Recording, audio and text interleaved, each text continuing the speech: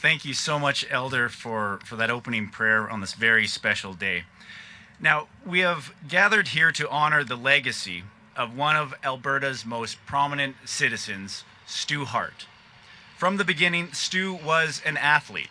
He began his career playing 2 seasons with the Edmonton Eskimos, widely regarded as the best team in the CFL. I'm maybe a little biased there. But Stu's impact reached far beyond the football field. The Hart family has been generous supporters of community life here in Calgary. They worked as strong advocates, supporters of fitness, and as benefactors to more than 30 charitable and civic organizations, many of which supported underprivileged youth. But Stu, of course, was best known for wrestling. He was the founder of Stampede Wrestling and an icon of the golden age of professional wrestling. Stu promoted, coached, and trained countless wrestlers over his 30 years in the industry. And he was the head of the Hart family, who spent years dominating the sport. And as a kid, personally, it was always a thrill to hear a wrestler billed as coming from Calgary, Alberta. He helped put us on the map for generations of enthusiastic young people from around the world. That's why I am proud to announce our new bridge on Highway 8 will be named the Stu Hart Memorial Bridge. Stu formed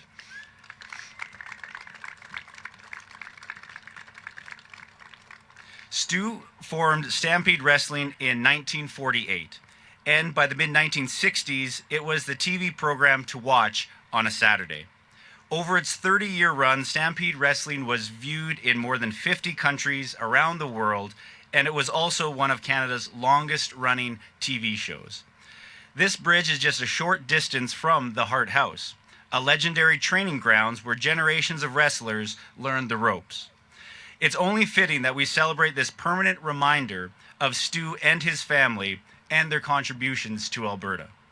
So just before I turn things over to Bret the Hitman Hart, I'd like to end it with the words of ring announcer Ed Whelan.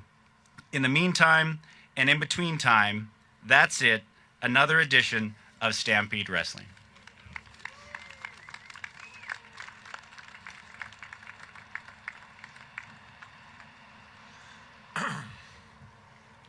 Well, I see we've been blessed with a beautiful day today, and I think that's a good sign of how special this moment is for everybody in my family. I know that we have a nice contingent of Hearts out here that are all very happy about this moment. You know, sometimes when I think about this very special time for the Hart family, I can only imagine how many times the different brothers of mine drove maybe 100 miles an hour down this bridge and broke all the rules to get us to the beach on time. I know for sure I've walked home many times from here. So I mean, I've walked across this bridge too many times to remember. But I also know that Clearwater Beach, holds a lot of special memories from my family. It wasn't the wrestling business, but it was just as crazy. And we all had special memories and all had special periods where we had jobs and responsibilities running in Clearwater Beach, which is probably why it's not running anymore. But and it was a very special time for my family. And when I think of the award, the honor of a bridge being named after my father, I think of, when I think of my dad, I think of someone that's very strong, solid, sturdy as a rock. In a lot of ways, it's very symbolic for my father to be honored with a bridge, because he was a bridge in many ways to so many people and so many things, from wrestling to just his roots in Canada and his special pride with his wrestling product. I know that Stampede Wrestling's been gone for a number of years now, but there would be no Bret Hart and there would be no Owen Hart if there hadn't been for Stu Hart. And I'm especially proud, as all my siblings are, of this very special moment, honoring my father with a bridge that I can only assume will last for eternity, And that's a real honor for all of us. And I think, You know, in some ways, the memory of Stu Hart fades a little bit every year, where less people remember him and less people understand the impact that he had on just being a Calgarian. He was somebody that always gave so much of his time and his energy to, you know, to the Native community and just people in need all the time. His charitable work was ongoing for 30, 40, 50 years, where he always found a way to give back to the community. And I think that's what makes this so special. I know that everyone in my family is deeply honored by this moment, and will cherish the fact that there's a Stu Hart Bridge not far from the Hart House. So thank you very much, everybody, for coming out. Thank you. And you know, we'll treasure this moment like everyone else. Thank you very much. I'm also going to introduce one of my favorite people, Dan Crawford. He's going to tell you how it is.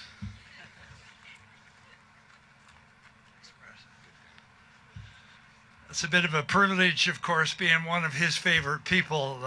He and I shared something in 1972. I created a match called the Ladder Match. I think some of you are aware of that.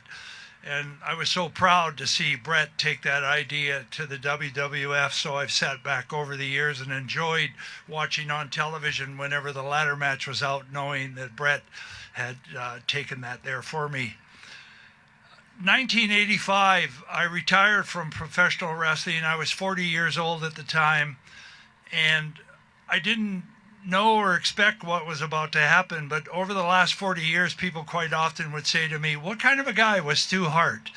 And most people knew him as this tough wrestler, a promoter, the originator of the show.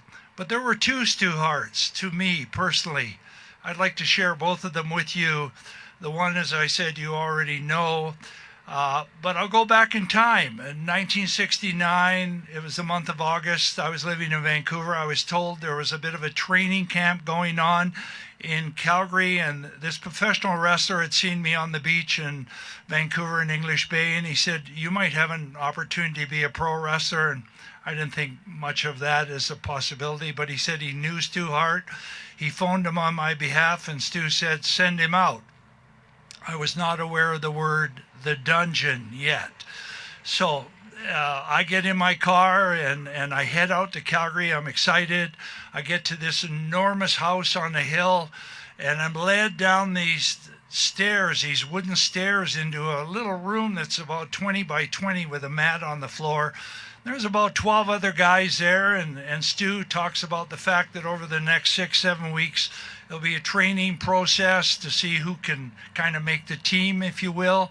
And I thought, I'm pretty excited. I look around. There's some really athletic-looking guys.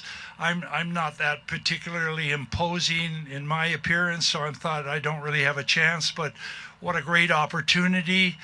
So as the nights went by, we're sitting on a bench. Each night, Stu would bring a fellow, one of the 12 of us, out into the middle of the mat, and he would go through the procedures of showing holds and that. And, you know, it all looked pretty normal to me. And then all of a sudden, he turned into some sort of a bull constrictor type of guy.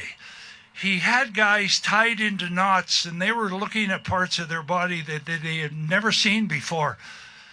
I can tell you, I turned as white as they did, and I thought, I'm not a tough guy. What am I doing here? And if he pulls me up and puts one of them on me, I'm gone.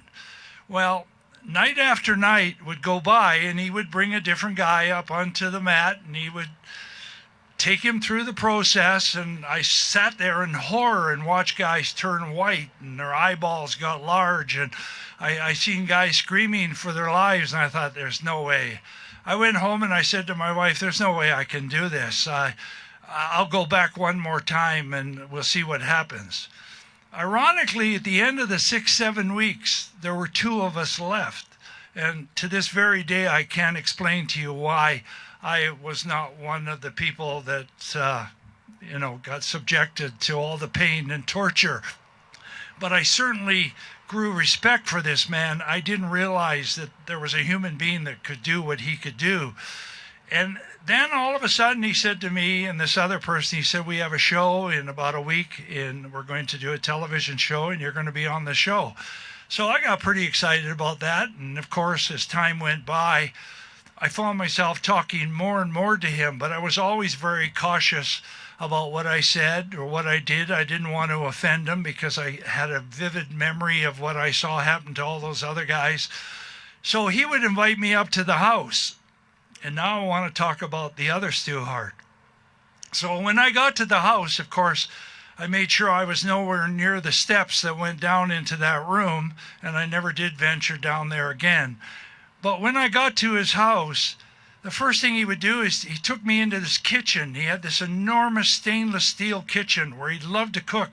And he talked about on Sundays when he'd have his family over, there'd be 12 or 14 people, and he cooked these giant turkeys and this roast beefs and stuff like that. And I'm thinking, this is not the same guy I saw down in the basement.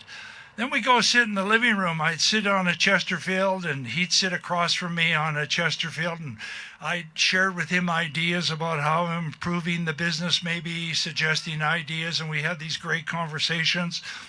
And then on one time, his daughter, who's here today, Georgia, came out of the kitchen and she had a little tray of cookies. And she walked out and Stu was sitting in the Chesterfield, and she came over and she offered him cookies and she offered me cookies. And then she was running her hands through his hair. And at the same time, this monstrous cat, this big furry cat, was across his legs. And he had a coat hanger and he was stroking this cat's stomach. And I was thinking, this is not the guy that was in the basement with me. And over the years, we became very close, and I grew such an admiration for who he was, his love for his family, his love for his wife. He used to comb his wife's hair for her. And he did these special things, and he would talk to me about things, and he was a philosopher in so many ways. He would say little things to me. I'd say to him, do you ever get mad? And he'd say to me, you know, you travel a lot further on grease than you do on gravel. Really what he was saying is look for the solutions, stay away from conflict, and find solutions to situations. Don't dwell on the problems. And the other thing he told me, I used to say to him, I'm trying to save my money to buy a house. And he'd say, you know what? Save your nickels and dimes. Your dollars will manage themselves. There were little things that he used to share with me, and I saw a softness and a kindness about him that was remarkable. And I used to wonder if the public only knew there was this other Stu Hart. He was a remarkably kind and sensitive man. He had a great love for his family. He loved the industry he was in. He had a great love for his wife. And I will tell you, I spent a little time with him in his final days at the hospital. I had an opportunity to tell him I loved him. I thanked him for what he did for me. And, you know, I want to close on a thought that this bridge is certainly sort of alluding to what Bret just said. This bridge is really very symbolic of who he was, and I think it was an excellent choice, because he was building bridges for us through his whole career. Many of us who really didn't have direction and weren't sure of what we were going to do, he built that bridge for us to hope and opportunity, and many of us took advantage of that. So he was a bridge builder in many ways. So I think this dedication is very appropriate. And I just want to say that I'm really grateful for this opportunity to speak to who he was, and I hope that everyone remembers him as a great family man, as well as a great promoter of our community and our country. Thank you.